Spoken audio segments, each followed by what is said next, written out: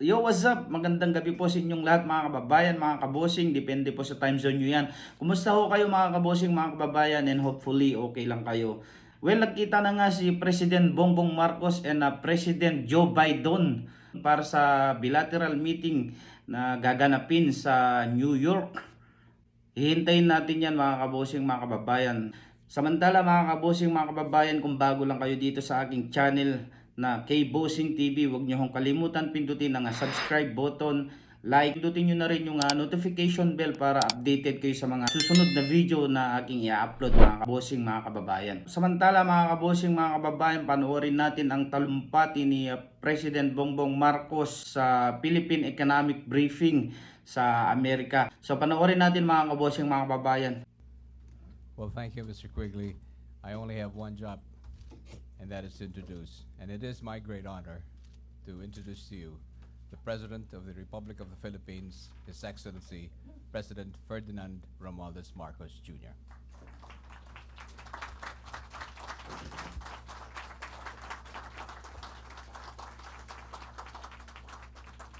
Thank you very much to our ambassador for performing his single job remarkably well. The finance secretary, who is leading the economic team of the Philippines as we go into this new era of the new global economy. Finance Secretary Ben Jokno and the other members of the cabinet who you will be meeting later on. The House Speaker, the Speaker of our House of Representatives, Speaker Ferdinand Martin Romualdez. The similarities in our name are entirely coincidental, by the way.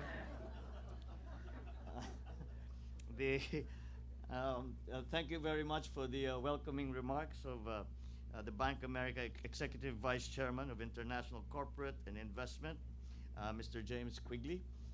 All the distinguished guests, the members of our delegation, the members of especially the private sector participants in these briefings, all the distinguished guests, ladies and gentlemen. And it is as I walked in, I said, well, this is a very fine start to the day, as we have a completely full house. And for that, I thank you for your continuing interest in the Philippines, which we are touting as, with great confidence, as Asia's fastest rising economic star. The United States and the Philippines have had long, strong, and enduring ties in trade, commerce, development, and in all other aspects of relationships between two sovereign nations. As today, the U.S. is our third largest trading partner and fourth major source of foreign direct investment. As we slowly rebuild the Philippine economy for rapid growth, we have created an even wider space for mutually beneficial investments. The Philippines is a reliable host for international partnerships. The country's favorable business climate is shored up by the sound macroeconomic fundamentals and a clear roadmap for economic recovery and sustained growth. The country is on its way to a strong recovery from the pandemic and a robust, broad-based growth in the next 6 years. In fact, our projected economic performance in the medium term is expected to surpass our regional neighbors.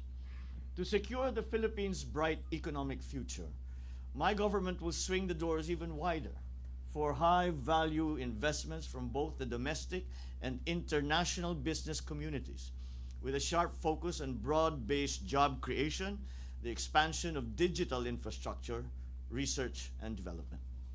More investments mean higher economic activity and more quality jobs, and then a better life for Filipinos.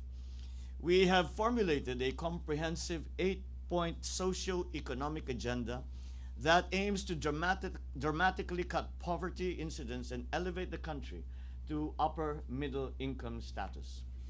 Our socio-economic agenda charts out the government's policy and its different directions that that it will use to tackle both near and medium-term priorities. In the near term, we will address the impact of growing inflationary pressures due to rising global prices of key commodities such as food and fuel. We will ensure domestic food security by boosting local food production and continue the provision of targeted support for sectors most affected by the rise in fuel prices. In the medium term, we will bolster job creation by intensifying investments in infrastructure and human capital development. And certainly, it is important that we exercise fiscal prudence in the fulfillment of this agenda. To this end, we are implementing the country's first ever medium-term fiscal framework. This is a fiscal consolidation strategy that will secure the fiscal stability of our macroeconomic fundamentals. Later on in the discussion, we can certainly go into a good deal more detail. We will continue our high investments in public infrastructure by harnessing our public-private partnerships mechanism. We will improve the interconnectivity of our transport networks by fast-tracking the development and enhancement of our railway systems, our airports, seaports, and road infrastructure. We will focus on agriculture as a strong driver for growth. An efficient and modern agriculture sector will ensure food security for all and reduce poverty incidence. We will also reinvigorate the tourism sector by investing in travel infrastructure and the promotion of the Filipino brand, with the Department of Tourism leading our efforts to revitalize both domestic and foreign tourism.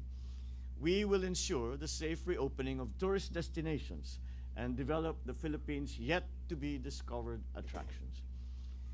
And therefore, we invite strategic investors from the United States to take part in this Philippines' economic resurgence. Key structural reforms have been set into place to allow for wider participation in our industries.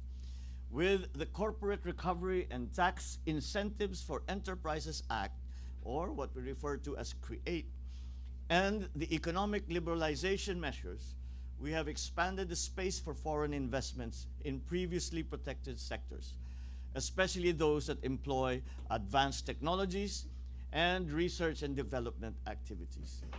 The panel discussions led by the economic team today will provide you with a fuller and more detailed view of this roadmap for the Philippine economy in the next few years. It is our belief that the Philippines is the smart investment choice, and the best time to do business with us is now. We have grand opportunities, the timing, the window of opportunities for investment, and especially in capital-intensive investments in the Philippines, which is what we need now. We believe that time is now.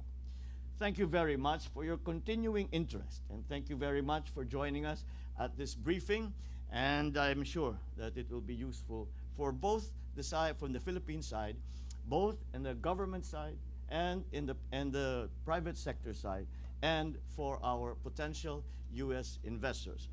I look forward to seeing you all as we open your businesses back in the Philippines. Thank you and good morning. Palakpakan po natin mga kabossing, mga kababayan. Suportahan natin ang ating Pangulo and ipag-pray sana lahat ng mga investor sa United States ay invest sa Pilipinas para lumago ang ating ekonomiya. So kung lumago ang ating ekonomiya ay para sa atin naman yan, para sa ating kinabukasan. And of course, personal kong pasalamatan ang bagong supporter ni kbossingtv na walang iba kundi si Madam Manuel Osias from Japan. Si Madam Manuel, mga kabossing, mga kababayan, isa ring matalik na loyalist supporter ni Pangulong Bongbong Marcos and Vice President Sara Duterte. Palakpakan po natin mga kabossing, mga kababayan. And of course, shout out na rin sa iyo, Madam Manuel Osias. Ingat ka palagi dyan and God bless. And of course, ganun na rin sa aking mga kaibigan, ganun na rin sa aking mga supporter. God bless po sa inyong lahat. kay Madam Marites Lipana, OFW from Alcubara. Shoutout sa iyo, Madam. And ipanalangin natin ang ating Pangulong Bongbong Marcos, mga kabosing, mga kababayan. Sana magtagumpay siya sa kanyang trabaho. And sa mga bumabatikos dyan, hihikayatin natin sila at ipaliwanag sa kanila itong ginagawa ng ating presidente na walang iba kundi si Bongbong Marcos, and ang ating vice presidente, of course, na talagang sila ginagawa nila yung kanilang trabaho para sa kinabukasan ng Pilipinas. At para sa atin lahat naman yan. Ipagdasal natin sila na sana ay always healthy lang sila. So hanggang dito na lang mga kabosing, mga kababayan, sa mansulok ng mundo. Ingat po kayo lagi, and God bless, and especially sa aking mga kapwa OFW, ingat po kayo lagi, and God bless. So bye, peace off.